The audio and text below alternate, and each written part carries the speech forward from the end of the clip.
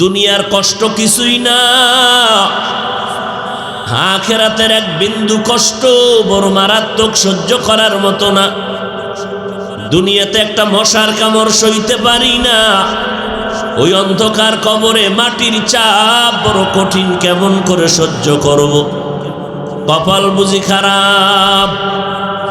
ও আল্লাহর বান্দারা, ও যুবকেরা, একটু আগেও বললাম আমার আল্লাহর কোরআন সত্য। ওই কোরআনে জাহান্নামের বয়ান আছে, জান্নাতের বয়ান আছে না নাই? মক্কার ইমাম সাহেব কোরআন তেলাওয়াত করে, জাহান্নামের আয়াতটা যখন আসলো ইমামও কাঁদে, মুক্তাদিরাও কাঁদে। তাহলে শুধু আয়াত শুই না, যদি অন্তরের মধ্যে রিয়াকশন হয়, শুধু জাহান্নামের আয়াতটা তেলাওয়াতে যদি কান্না আসে, আর ওই আয়াতের অর্থ দিয়ে যদি মানুষের হাকিকতটা বোঝানো হয়, আর মানুষ যদি জাহান্নাম নিয়ে ধ্যান করে মোরাকাবায় লিপ্ত হয়, তাহলে বান্দা তো বুক ফেটে কান্না করে মরে যাওয়া দরকার।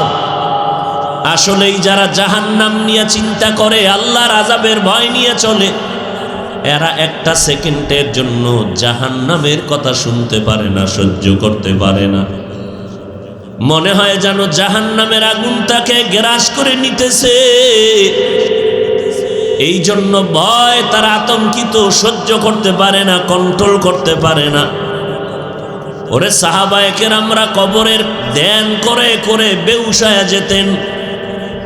নবীর সাহাবী আবু যার গিফারি রাদিয়াল্লাহু তাআলা আনহু, ফাতেমা রাদিয়াল্লাহু আনহার ইন্তেকালের সময় কবরের আওয়াজ পেয়ে বেহুশ হয়ে পড়ে গেলেন। ওই অন্ধকার কবর, বান্দার আমল দেখবে, আমল ভালো, ব্যবহার ভালো, যার আমল ভালো না, ব্যবহারও ভালো হবে না। ও আল্লাহর বান্দা, চক্ষু দুটো বন্ধ করে একটা মিনিট চিন্তা করবেন যে আজকে আমি এখানে বসে আছি, মানুষ আমারে কত সম্মান করে, চেহারা গায়ে দেয়, আমাকে বড় সাহেব বলে, স্যার বলে, আমাকে মাওলানা মুফতি সাহেব বলে, প্রিন্সিপাল বলে, বড় হুজুর বলে, আমাকে কত সম্মানের কথা কয়। কিন্তু যেদিন আমার মরণ হয়ে যাবে, আমার ঘরের আপন সন্তানেরা আমার গায়ের গেঞ্জিটা কেটে কেটে রেখে দিবে, আমাকে আর ঘরে রাখতে দিবে না, বলবে লাশটা ঘর থেকে নামাও। কেউ যাবে বাঁশবাগানে বাঁশ কাটার জন্য, কেউ কবর খনন করার জন্য, কেউ গরম পানি করার জন্য। মসজিদের খাটিয়া ঘরের সামনে এসে হাজির হয়ে যাবে। আমার আপনজনেরা বলবে তাড়াতাড়ি কবরে লাশটা দাফন করে দাও। বলে বৃষ্টি চলে, বৃষ্টির মধ্যে কি করার, কয় পলিথিন দিয়া তারপরে দাফন করো। তারপরেও লাশটা উপরে রাখা যাবে না, পাহারা দিতে পারবো না। আজ আমার আপনজনেরা সবাই পাগল আমাকে কবরে রাখার জন্য। ওই অন্ধকার কবর বড় ভয়ঙ্কর। ও আল্লাহর বান্দারা, ও পর্দার আড়ালের মা বোনেরা, ও যুবকেরা, ও বৃদ্ধ বাবাজি, কয়দিন আর দুনিয়াতে বাহাদুরি করবেন? আজকে যারা বুড়া হয়ে গেলেন, এক সময় যৌবন ছিল, কত শক্তি ছিল, আজ আপনি লাঠি ছাড়া চলতে পারেন না। ওই অন্ধকার কবরে যাওয়ার আগে এখনো সময় আছে তওবা করার। আল্লাহর নবী বলেন, কান্না করে চোখের পানি ছেড়ে তওবা করো। ওই পানিটা গালের নিচে যাওয়ার আগে জাহান্নামের আগুন আল্লাহ হারাম করে দিবেন। নবী বলেন, কেমন হারাম? গাভীর ওলান থেকে দুধ বের করে যেমন ভেতরে ঢুকানো সম্ভব না, কান্নাওয়ালা বান্দা বান্দিকে জাহান্নামে দেওয়াটাও সম্ভব হবে না। ওই আল্লাহর দরবারে তওবা যদি করার নিয়ত হয়, মনে মনে আল্লাহকে বলেন, হে মালিক, এই ময়দানে আমার মতো গুনাহগার কেউ নাই। আয় আল্লাহ, গুনার কারণে আমার হাত না পাক, চোখ না পাক, জিহ্বা না পাক, অন্তর না পাক। সেখান থেকে যাইতে যাইতে এক পর্যায়ে পানির ভেতর দিয়া চলতেছি। দীর্ঘ টাইম পানির উপরে গিয়ে দেখলাম নূরের তৈরি আরশে আজিম। সেখানে গিয়ে জুতা খুললাম, আওয়াজ আসলো জুতা খুলবেন না। আরশে আজিমের দাম আপনার থেকে বেশি না। আরশে আজিম এটা আমার বানানো মাখলুক, আপনিও মাখলুক, আপনার দাম অনেক বেশি আরশে আজিমের তুলনায়। কারণ আরশে আজিম আমি আল্লাহর আশে, আর আমি আল্লাহ আপনার আশে। আপনি জুতা পরে আরশে আজিমে ঢুকেন। নবীজি আরশে আজিমে ঢুকলেন, ঢুকিয়া সেখানে অনেক কিছু কুদরতের নিদর্শন দেখলেন। বিশাল এক তক্তা, তক্তার মধ্যে 30 পারা কোরআন শরীফ লেখা। সিরিয়াল কেমন বর্তমানে কোরআন শরীফ যেই সিরিয়ালে লৌহে মাহফুজ তথা আরশে আজিমের তক্তায় কোরআন বর্তমান আরবি আমাদের হাতে যেমন, ওখানেও সেই রকম সাজানো। ওই আরশে আজিমটা 8 জন ফিরিস্তা কাঁধে নিয়ে দাঁড়ানো, এদের পা হলো জমিনের নিচে। নবী বলেন এর উপরে আবার উপরে আল্লাহ নিয়ে গেলেন। আরশে আজিমের অনেক উপরে গিয়ে দেখলাম নূরের চেয়ার, কুরসি। 8 জন নূরের ফেরেশতা কাঁধে নিয়ে দাঁড়ানো, তাদের পাও জমিনের নিচে। কুরসিটা খালি না, এই কুরসিটার চারদিক থেকে গোলাকারের পর্দা লাগানো 70,000 নূরের পর্দা। এক একটা পর্দা থেকে আর এক পর্দার মাঝখানে ফাঁকা 500 বছর। এইরকম পর্দা কত? আল্লাহ আমাকে সব পর্দা ভেদ করাইয়া, সব পর্দা সরাইয়া, একটা পর্দা রেখে আল্লাহ আমাকে খুব কাছে বসাইয়া এরপরে কথা শুরু করেছিলেন। এখনো অনেক মাথা মোটাওয়ালারা বলে এটা কিভাবে সম্ভব, রাতের সামান্য সময় কিভাবে সম্ভব? কথা হলে এটা সশরীর হয় নাই, এই মেয়েরাজ হয়েছে স্বপ্ন যোগে। আল্লাহ পাক সমস্ত প্রশ্নকারীদের জবাব দিলেন নবীকে বান্দা বলিয়া। সুবহানাল্লাযী আসরা বিআবদিহি লাইলাম মিনাল মাসজিদিল হারাম। সুবহান, পবিত্র সত্তা যিনি ভ্রমণ করালেন রাতের বেলা বাইতুল্লাহ থেকে বাইতুল মাকদিস পর্যন্ত তার প্রিয় বান্দাকে। প্রিয় বান্দাকে বলেন না কেন? ঘুমাইতেছেন? প্রিয় বান্দা বলতে কে এখানে? আখিরি নবী। বাইতুল্লাহ থেকে বাইতুল মাকদিস পর্যন্ত ভ্রমণ করাইলেন কে? কাকে করাইলেন? নবীজিকে। আল্লাহ নবীকে কোথাও কোরআনে নাম ধরে ডাকেন নাই। ইয়া আইয়ুহাল মুজাম্মিল, ইয়া আইয়ুহাল মুদ্দাসসির, নবীরে নাম ধরে ডাকেন নাই। নবীর বড় বড় দামি লকব, টাইটেল ধরে ডাকছেন। মা কানা মুহাম্মাদুন আবা আহাদিম মির রিজালিকুম ওয়ালাকিন রাসূলুল্লাহি ওয়া খাতামান নাবিয়্যিন। ইন্না আরসালনাকা শাহিদাও ওয়া মুবাশশিরাও ওয়া নাযীরা ওয়া মা আরসালনাকা ইল্লা রাহমাতাল লিল আলামিন। বড় বড় দামি দামি স্বতন্ত্র টাইটেল ধরে নবীরে ডাকছেন। কেমন স্বতন্ত্র, যা আর কোনো নবীর বেলায় নেই। আমার নবী ইমামুল মুরসালিন, কোন নবীর বেলায় এই টাইটেল দেওয়া হয় নাই। আমার নবী খাতামুন নবিয়্যিন, এটা কোন নবীকে বলা হয় নাই। আমার নবী রহমাতুল লিল আলামিন, যেটা অন্য নবীর বেলায়। আমার নবী শাহেদ, আমার নবী নাজির, অন্য কোন নবীর বেলায় বলা হয়নি। স্বতন্ত্র দামি উপাধি ধরে নবীকে আল্লাহ সম্বোধন করলেন। কিন্তু আশ্চর্য বিষয়, এত বিশাল আশ্চর্য সফর আসমানের দিকে মেরাজের সফরের বেলায় আল্লাহ পাক তার নবীর এমন একটা দুর্বল একটা স্বাভাবিক শব্দ দিয়ে ডাকলেন যেটা স্বতন্ত্র রইল না। কি শব্দ দিয়ে ডাকছেন বলেন না, আপনারা বলবেন? কথা না বুঝলে তো বোঝা যায় যে কিছু বুঝেন না, চুপচাপ বসে আছেন। মেরাজের ক্ষেত্রে আল্লাহ নবীকে সম্বোধন করছে বান্দা বলে। বান্দা শব্দটা কি স্বতন্ত্র? আমরাও বান্দা, নবীরেও বান্দা কয়ে ডাকলেন, তাহলে স্বতন্ত্র তো আর রইল না। আমরাও কার বান্দা? নবীরেও আল্লাহ বান্দা বলে ডাকলেন। কারণ কি? এর বহু কারণ। এক কারণ কি, যে বান্দা কাকে বলে? যার দেহ আছে রুহু নাই। বুঝে না? মোনাজাতটা দিয়েই ফেলাম কিনা? বান্দা কাকে বলে? বান্দা যার রুহু আছে দেহ নাই, না দেহ আছে রুহু নাই? হ্যাঁ, যার দোনোটা, দেহর সাথে কি আছে? রুহ আছে, তি বান্দা।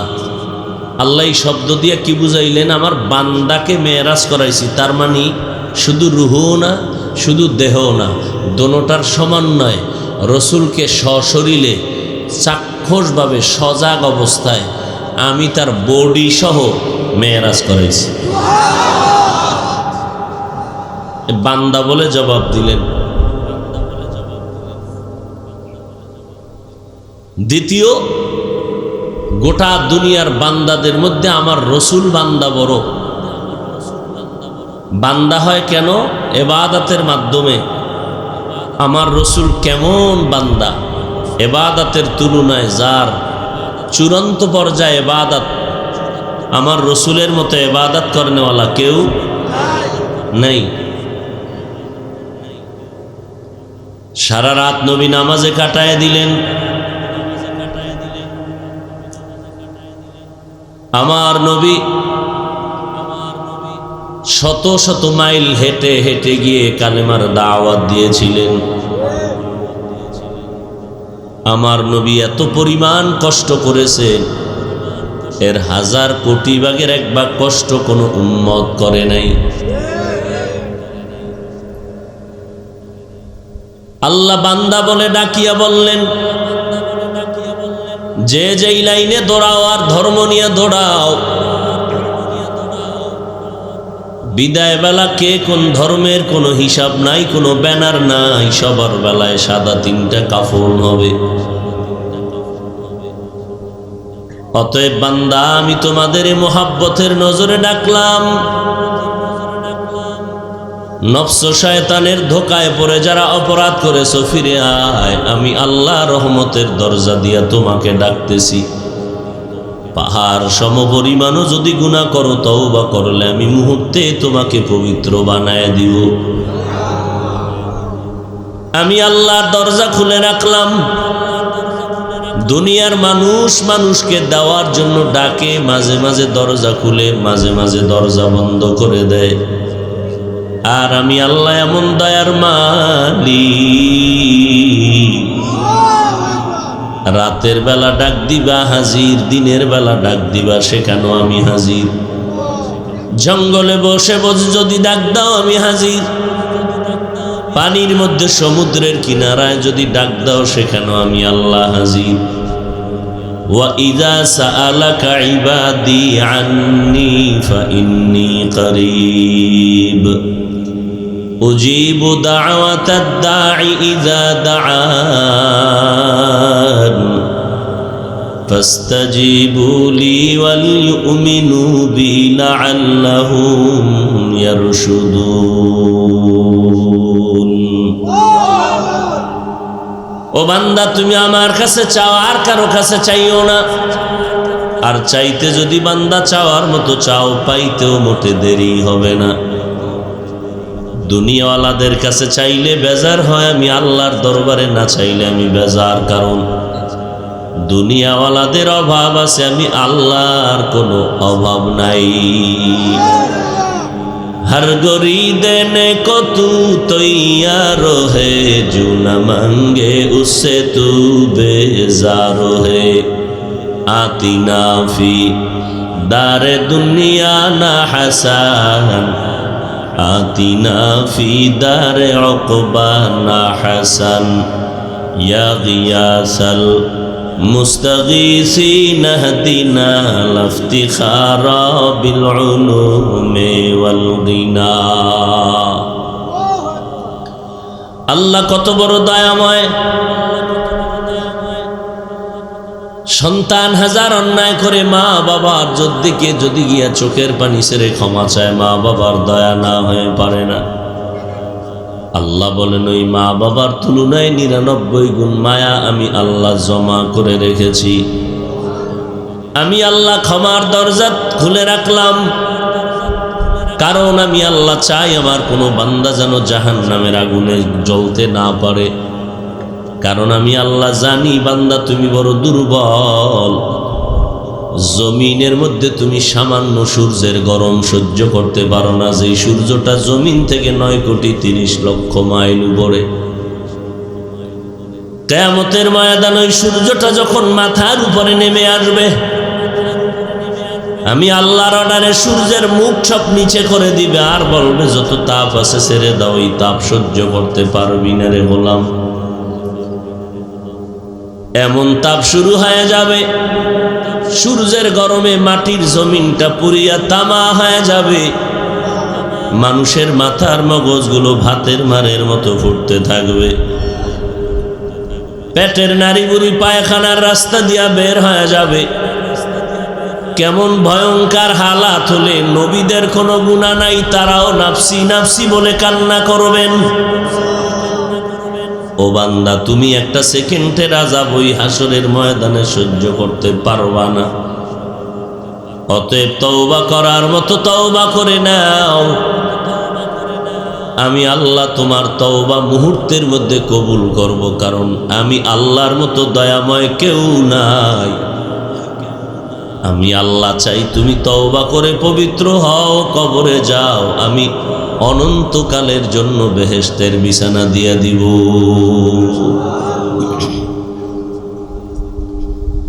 আল্লাহ পাক রব্বুল আলামিন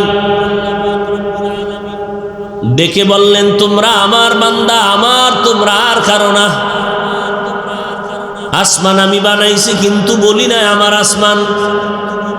জমিন আমি সৃষ্টি করেছি কিন্তু বলি না এটা আমার জমিন।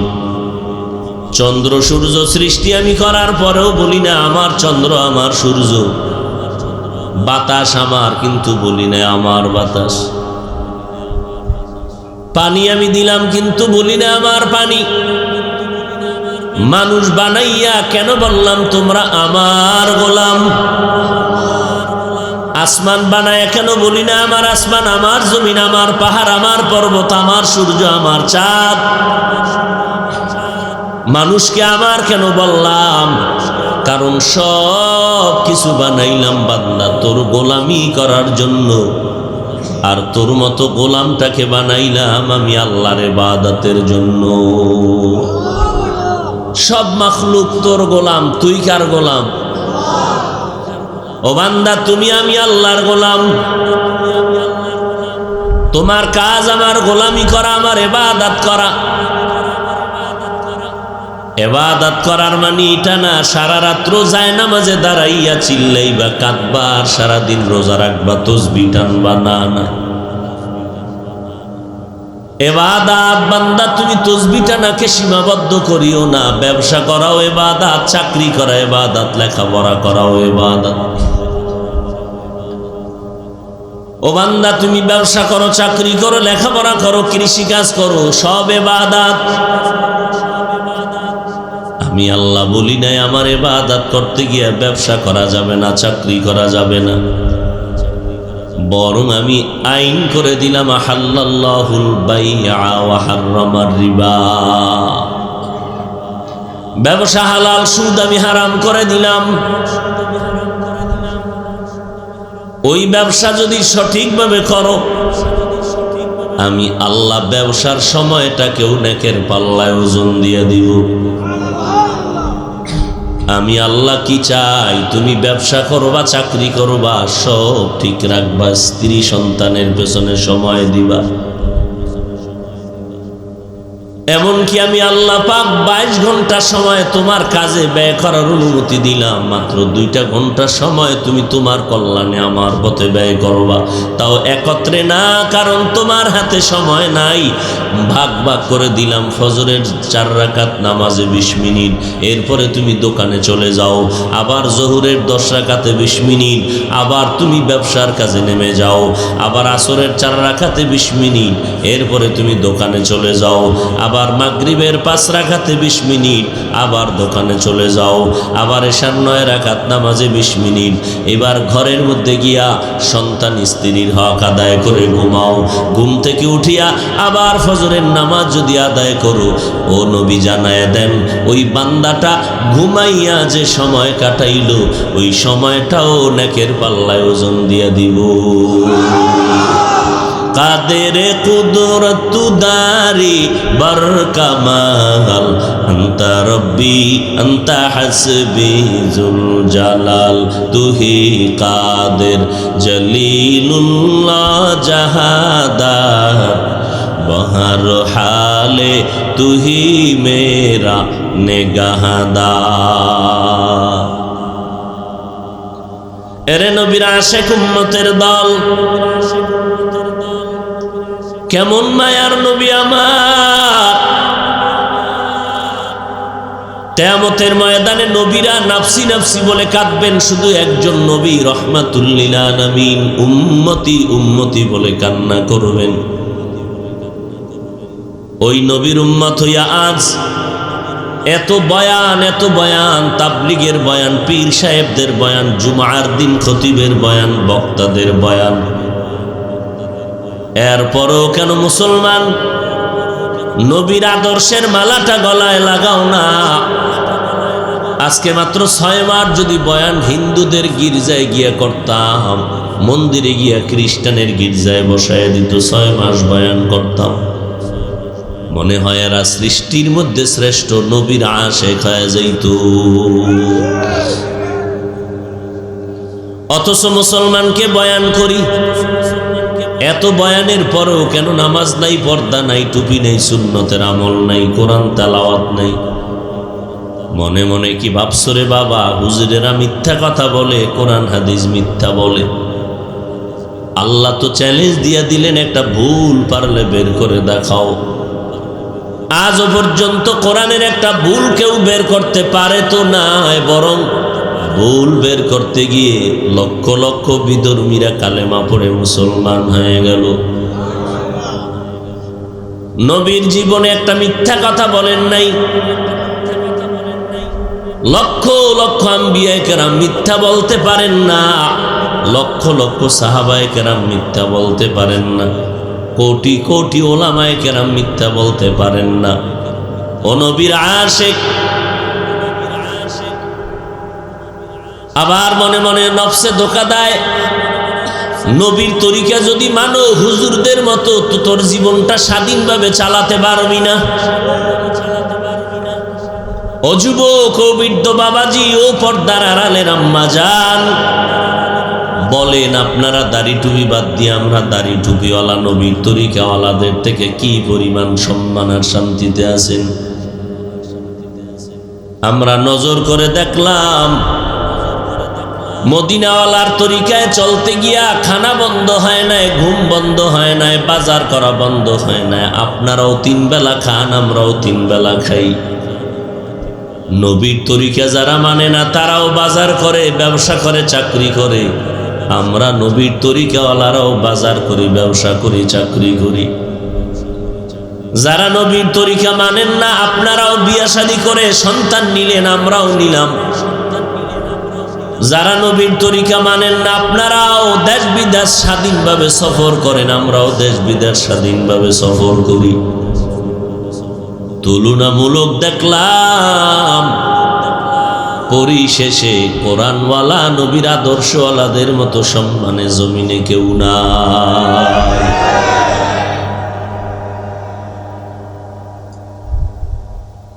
চোখের সামনে নজর করে দিবালোকের ন্যায় স্পষ্ট তাকায় দেখতেছেন যে কোরআনওয়ালার সম্মান কত, চোখে তাকায় দেখতেছেন। এরপরও একটু ভয় আসে না?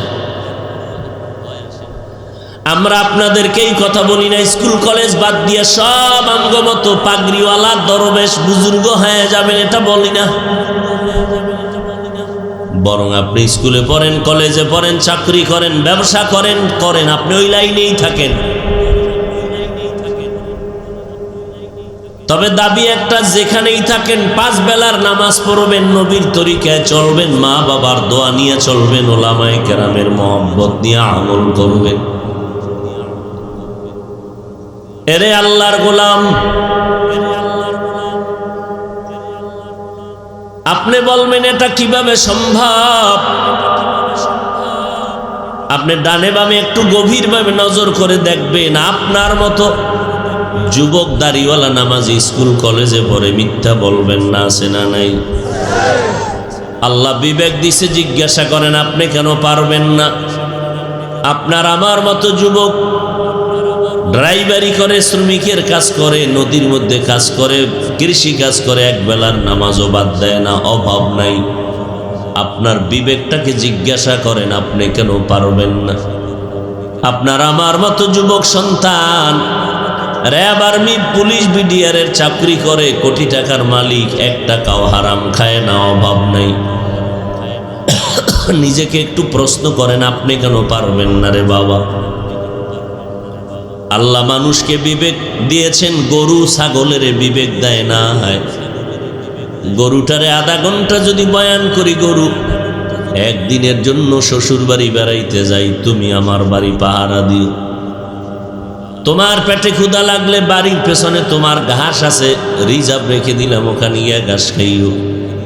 তোমার যদি বাথরুমের প্রয়োজন হয়, সুন্দর টাইলস মোজাইক করা বাথরুম বানায় রাখছে, ওখানে গিয়ে আরামে বাথরুম করিও। গরুটারে আধা ঘন্টা বয়ান করলে গরু শুনবে, মানবে।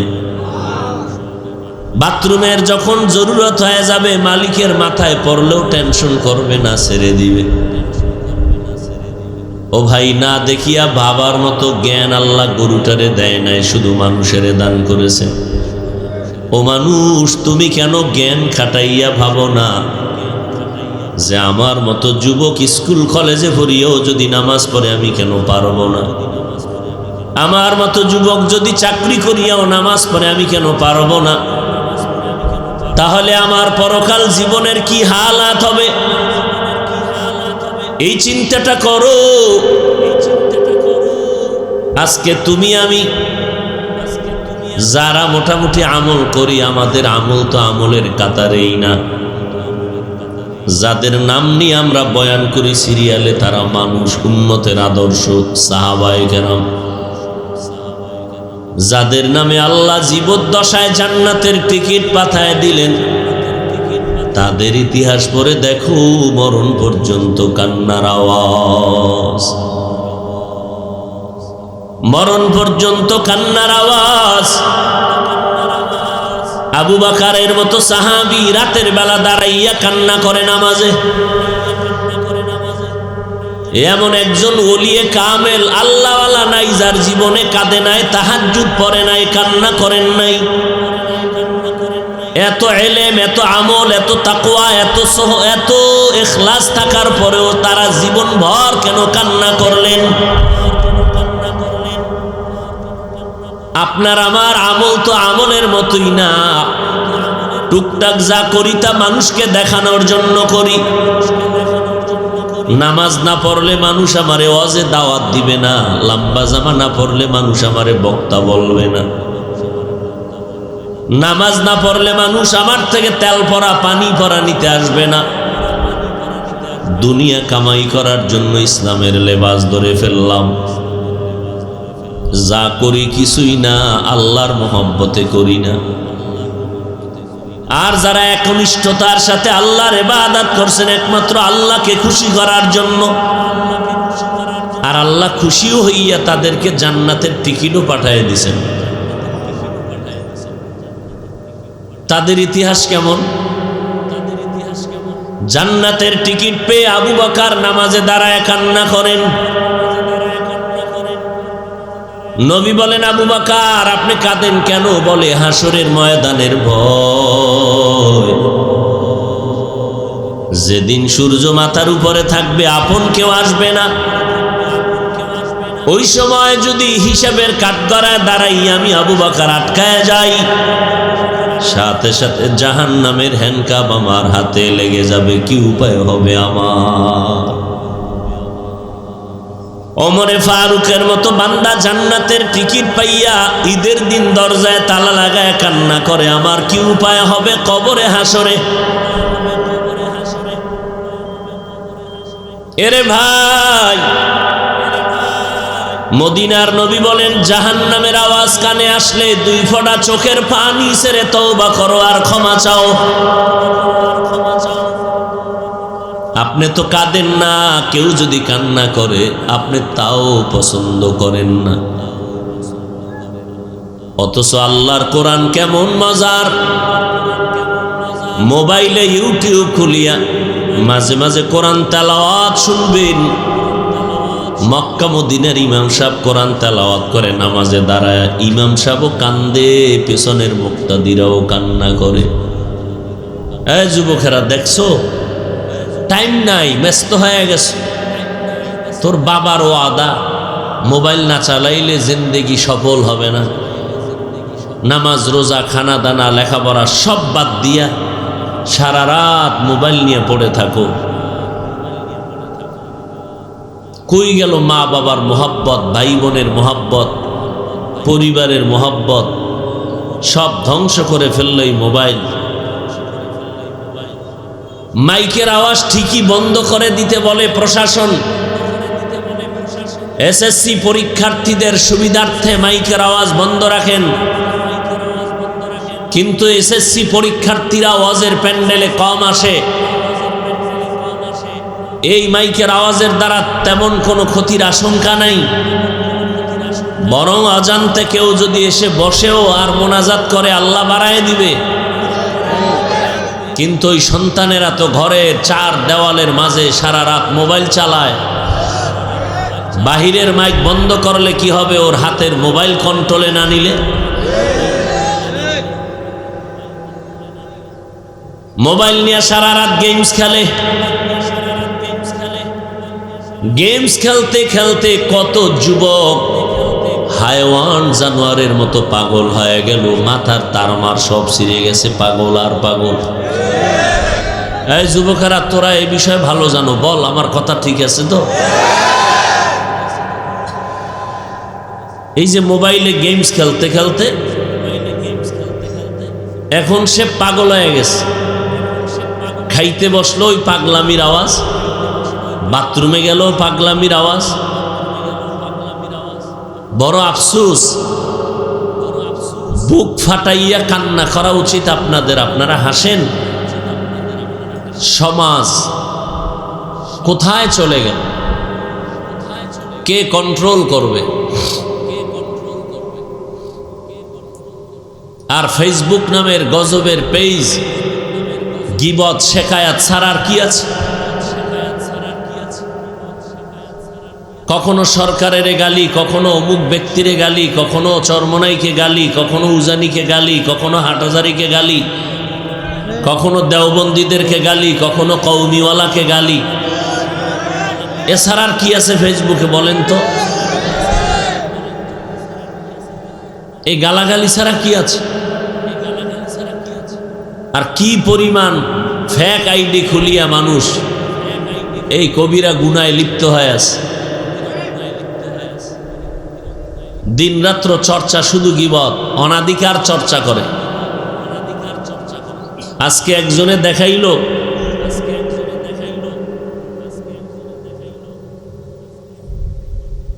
আমার নাম দিয়া আইডি খুইলা, এরপরে লেখা দিছে আমি হাফিজুর রহমান সিদ্দিক, আমার এই আইডি, আমি তো কখনো চালাই না, এখন মানুষের অনুরোধে এই আইডিটা খুললাম।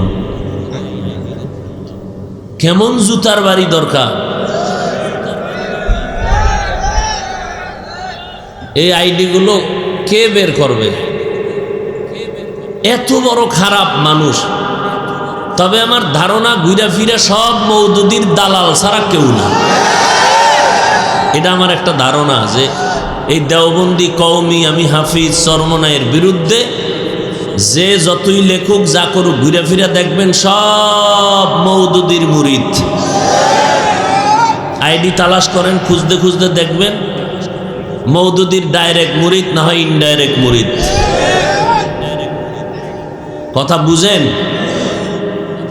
আজকেও আবার প্রচার করে দিলাম, আমি কোনো পেজ চালাই না, ফেসবুক চালাই না, আমার মোবাইল পকেটে। থানায় নিয়ে চেক করো, এই মোবাইল 4-5 বছর, একটা আইডি নেই আমার মোবাইলে। যদি চালাই কোনো দিন, আল্লাহ যেন এই পথ থেকে আমার মৃত্যু পর্যন্ত হেফাজতে রাখে। যদি কথার কথা, তা আমি মাইকে ঘোষণা দিব যে আজকে খুলছি। এছাড়া যত আওয়াজ পাইবেন ওটারে ধরতে পারলে দেরি করবেন না থানায় ঢুকাইতে। স্পষ্ট এলান করে দিবেন, জানায় দিবেন। আমি মোবাইল নিয়ে কোনো সময় কাটাবার টাইমই নেই আমার। আর আমি আল্লাহর রহমত যে দিল থেকে এটার মহব্বতই উঠে গেছে। কখনো আমি এই ফেসবুক টেসবুক চালাই না, আগেও চালাই না, এখনো না, ভবিষ্যতেও না।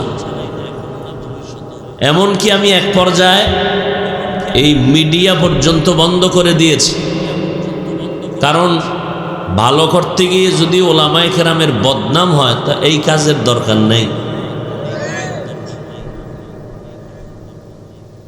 কথা বলতে গেলে একটু অজান্তে ভুল কথা বের হতেও পারে, আপনার হয় না?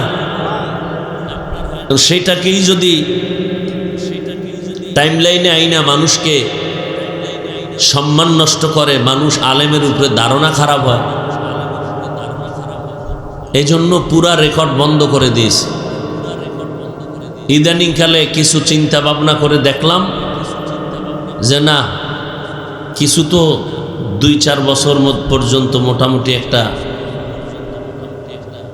অবস্থা অন্তরে আসছে অনেকের। তো এখন মোটামুটি তওবা পড়াইয়া কিছু মিডিয়া ছাড়ছি,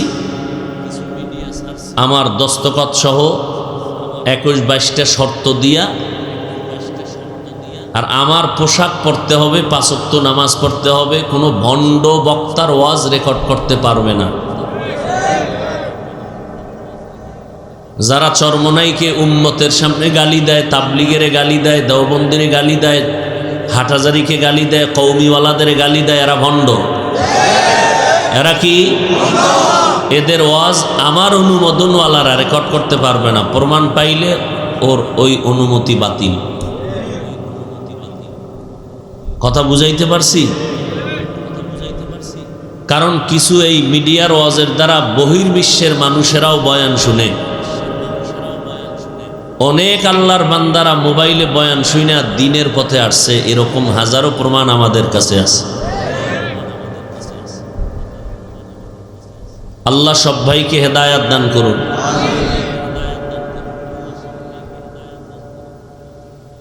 হ্যাঁ, এই যুগে সব থেকে বড় বুজুর্গ ওই ব্যক্তি যে সুন্নতের আমলের পাশাপাশি মোবাইল থেকে নিজেকে হেফাজতে রাখতে পারে। এর থেকে বড় ওলি কেউ নেই এই যুগে।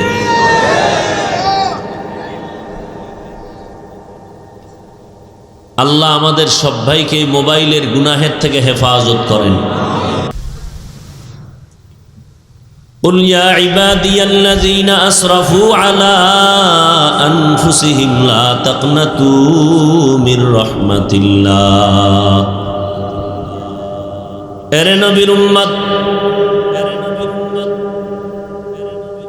যে কথাটা আপনাদের বলতেছিলাম, আপনারা মনে মনে ভাবতেছেন যদি নবীর তরিকা মতো হুজুরদের কথা মেনে চলি স্বাধীনতা থাকবে না। আপনার জবাব দিয়ে দিলাম, নবীর তরিকা মতো চললে স্বাধীনতা কখনো নষ্ট হবে না। আপনার লাইনের মানুষ দিয়ে বুঝাই দিলাম, এরপরেও যদি আপনি নবীর তরিকা না মানেন কবরে যাবেন তো কি উপায় হবে আপনার? ওই অন্ধকার কবরে যখন যাবেন, সাদা কাফনের প্যাকেট যখন আপনাকে দেয়া হবে, কে ধনী কে গরিব কাফনে লেখা নাই, কে কোটিপতি কে মাওলানা কে মুফতি সাহেব, কারো কাফনের মধ্যে লেখা থাকবে না। কোটিপতির কবরের সাইজ যেমন, গরিবের কবরের সাইজটাও তেমন। ধনী মানুষের কাফন যেমন কালারের, গরিবের কাফনের কালারও তেমন। ওই অন্ধকার কবরে গরিবকে যে প্রশ্ন করা হবে, ধনীটাকেও সেই প্রশ্ন করা হবে। প্রশ্ন হবে তিনটা: রবের পরিচয় দাও, ধর্মের পরিচয় দাও, রাহমাতুল লিল আলামিনের পরিচয় দাও। নবীজি বলেন, যারা জবাব দিতে পারবে তাদের কবর হবে জান্নাতের বাগান। কারা জবাব দিতে পারবে? নবী বলেন, যারা দুনিয়াতে রবের গোলামি করে যাবে তারা কবরে গিয়ে জবাব দিবে, রব্বি আল্লাহ, আমার রবকে। দুনিয়াতে যারা নবীর সুন্নত অনুযায়ী চলবে, কবরে গিয়া তারা নবীকে চিনবে, ইসলাম মেনে চলবে। যারা কবরে গিয়া জবাব দিবে, দ্বীনি আল ইসলাম, আমার ধর্মের নাম কি? নবী আফসোস করে বলেন, যারা দুনিয়াতে রবের গোলামি করে না, ইসলাম মানে না, নবীর সুন্নত মানে না, এই লোকগুলোকেও যখন তিনটা প্রশ্ন করা হবে তারা বলবে, হা হা লা আদরি, আমি কিছুই জানি না। নবীজি বলেন, তাৎক্ষণিকভাবে আমার আল্লাহ গাইবী আওয়াজ দিয়া বলবেন, রে কবরের ফিরিস্তা, এই নাফরমানের আর সময় দিও না।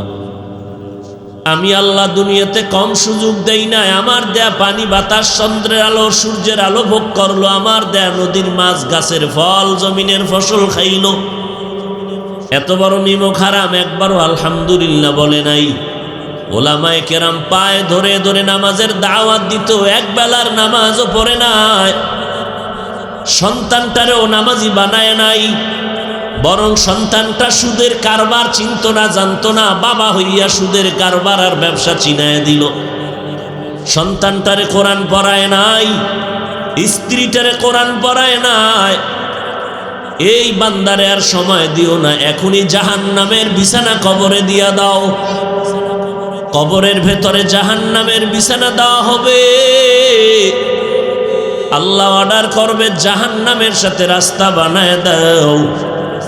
পুরা কবরের ভেতরে জাহান্নামের আগুনে ভরে যাবে। একটা না, দুইটা না, 99টা সাপ। অন্ধকার কবর ভরে যাবে। আল্লাহ পাক রাগান্বিত হইয়া গাইবী আওয়াজ দিয়া বলবেন, রে কবরের মাটি, এই নাফরমানকে দুই পার্শ্ব থেকে জোরে জোরে চাপ দাও। চাপের কারণে পাজরের হাড় চুরমার হয়ে যাবে। এরে নবীর আশিক, নবী বলেন, একটা জ্যান্ত বকরির চামড়া খুললে যেমন কষ্ট, এর থেকে শতগুণ কষ্ট হবে একটা বেনামাজির জান কবজের সময়। ও আল্লাহর বান্দারা, আল্লাহর কোরআন সত্য, নবীর কথা সত্য। আজকে যদি চিন্তা করতাম, টুপি মাথায় দিলে মাথা গরম, দাড়ি লম্বা করলে যৌবনের ভাব চলে যায়, তোমাদের মতো চিন্তা ভাবনা করে প্যান্ট শার্ট টাই লাগাইয়া যদি রাস্তায় ঘুরতাম, কেউ আমারে বাধা দিত না। মাথা নষ্ট করি নাই, টুপি দাড়ির কারণে আমাদের ব্রেনও নষ্ট হয় নাই। ভালো করে চিন্তা ভাবনা করে টুপি পরলাম, দাড়ি রাখলাম, লম্বা জামা পরলাম। টুপি মাথায় দেওয়ার আগে চিন্তা করেছিলাম, এই টুপির কারণে, দাড়ির কারণে কত টুপিওয়ালা দাড়িওয়ালা দুনিয়াতে কষ্ট পেয়েছে। দুনিয়াদারেরা কষ্ট দিয়েছে, কত কথার মাধ্যমে, অস্ত্রের মাধ্যমে, কত নির্যাতন করেছে। এত কিছু জানার পরেও কেন টুপি পরলাম, দাড়ি রাখলাম, নামাজ পড়ি, পর্দা করি, হালাল খাই? কারণ চিন্তা ভাবনা করে ফলাফল বের করে দেখলাম, দুনিয়ার কষ্ট কিছুই না, আখিরাতের এক বিন্দু কষ্ট বড় মারাত্মক, সহ্য করার মতো না। দুনিয়াতে একটা মশার কামড় সইতে পারি না, ওই অন্ধকার কবরে মাটির চাপ বড় কঠিন, কেমন করে সহ্য করব? কপাল বুঝি খারাপ। ও আল্লাহর বান্দারা, ও যুবকেরা, একটু আগেও বললাম আমার আল্লাহর কোরআন সত্য।